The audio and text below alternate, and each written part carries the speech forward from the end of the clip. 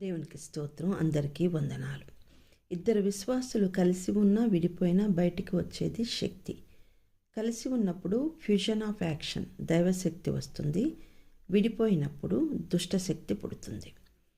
ఇది దైవశక్తికి మించి ఎన్నో రెట్లు ప్రచారం అవుతుంది. ఇది సాతాను రాజ్యవ్యాప్తికి పనికొస్తుంది. ఇద్దరు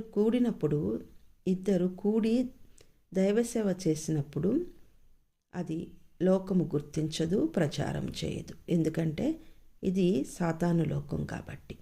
దానికి దైవశక్తి మీద ఇంట్రెస్ట్ ఉండదు. దుష్టశక్తి మీద దానికి ఇంట్రెస్ట్ ఎక్కువ. కనుక ఎక్కువ ప్రచారం దుష్టశక్తి కార్యాల మీదే జరుగుతుంది. కాబట్టి నిజమైన దేవుని బిడ్డ నుండి ఎవరైనాను విడిపోయిన ఎడల దుష్టశక్తి పుట్టనిచో వారు నిజమైన ఆత్మపూర్ణులు. అట్టి వారిని సాతాను వదిలి వెళ్ళిపోతాడు.